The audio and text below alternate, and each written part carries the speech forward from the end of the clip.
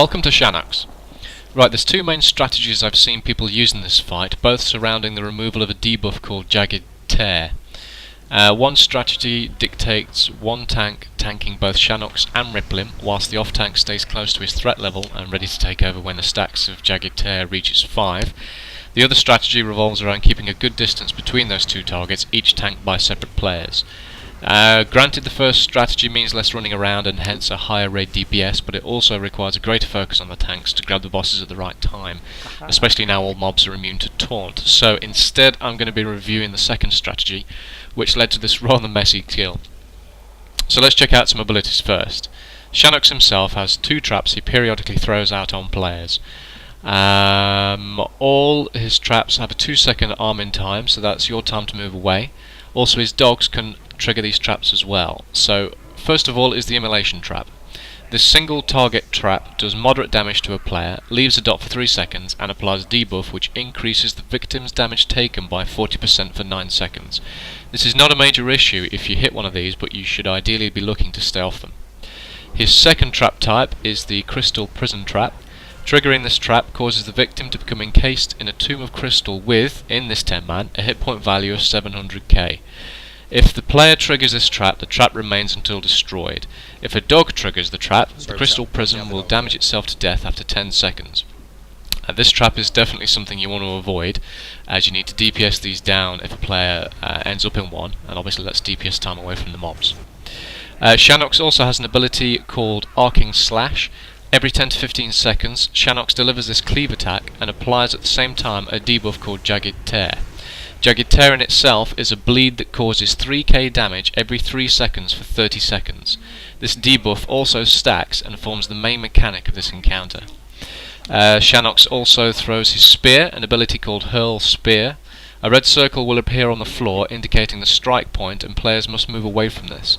Failure to do so will incur a high amount of incoming damage within that 3-yard boundary. When the spear lands, it will explode, causing 50k damage to everyone within 50 yards. And as if this wasn't enough, fiery spirals will emanate from the epicenter. Stay off these balls of flame or you will then get hit for more damage as well. So there are 3 parts to this effect: dodge number 1 and number 3. Right, now for his two pets, Rageface and Ripplim. Rageface runs around targeting random players and has one main individual ability called Face Rage. He basically launches himself upon a player, stuns them and causes about 10k of damage every 0.5 seconds. This damage increases over time, and then the only way to interrupt it is by hitting it with a single crit of 30k or more damage. Thankfully, all hits on him during Face Rage are automatic crits. Ripplim, however, is a completely different beast. Unlike Rageface, he is tankable, and his main ability, called Lip Rim, delivers a 175% damage attack on his target, also leaving the debuff Jagged Tear. Now both dogs are subject to an enrage when Shannox reaches 30% health. In turn, Shannox is subject to a 30% damage and attack speed increase for each dog that dies. Both dogs also, if they trigger a trap, gain a buff called Wary that makes them immune to further trap effects for 30 seconds. Should either dog become more than 60 yards away from Shannox, both that dog and Shannox will gain a buff called Separation Anxiety, granting both 100% attack speed and damage.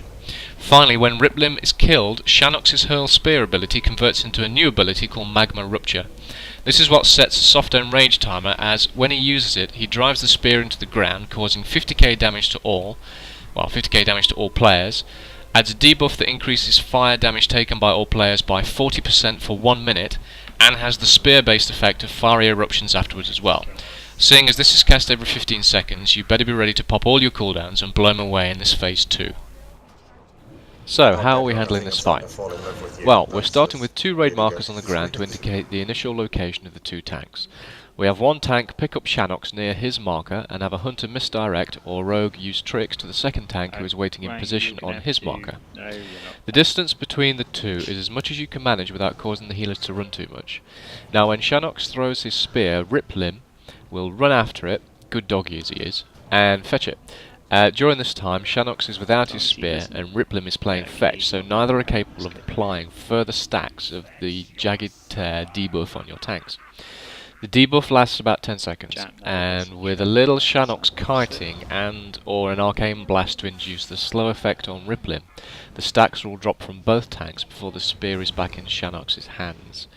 As your tanks get used to this fight, you can actually start to position Shannox so that a crystal prison trap stands between him and the incoming Riplim. If you manage to capture Riplim in this trap, then the debuff will be guaranteed to fall off.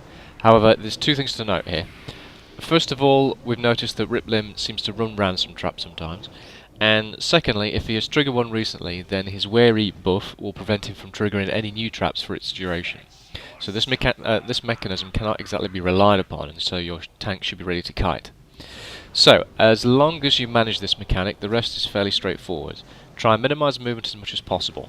Most guides recommend that you take each dog to low health, then take Shannox to 35 to 40% health, then kill Rageface, Riplim and Shannox in that order.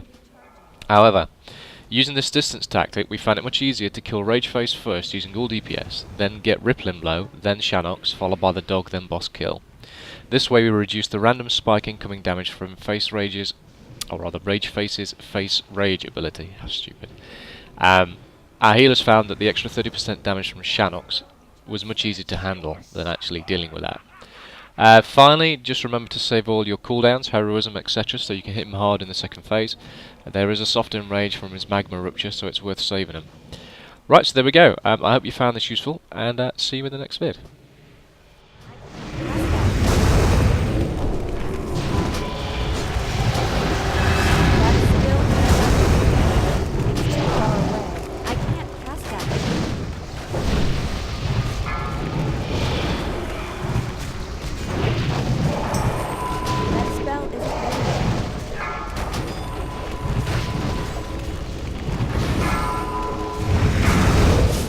Your supper!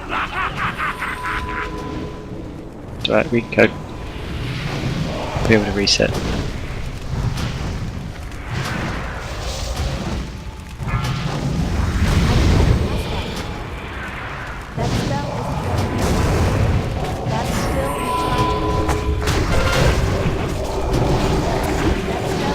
Riplim!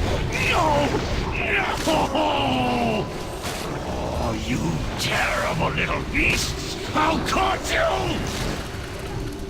Twisted flames, interlopers! That's still recharging. Okay, melee just scream when there's too many traps there. I think maybe. I can't pass it.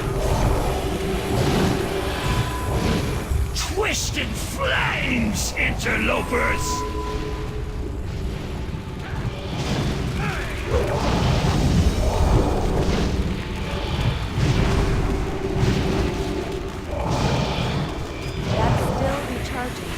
Twisted flames, interlopers!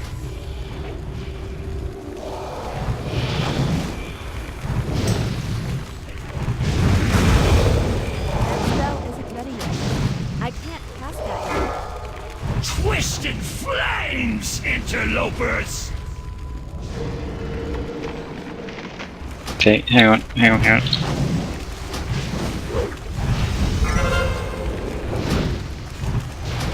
Twisted flames, interlopers! Come on. Come on. Yes. Fuck yeah! The pain! Lord of Fire!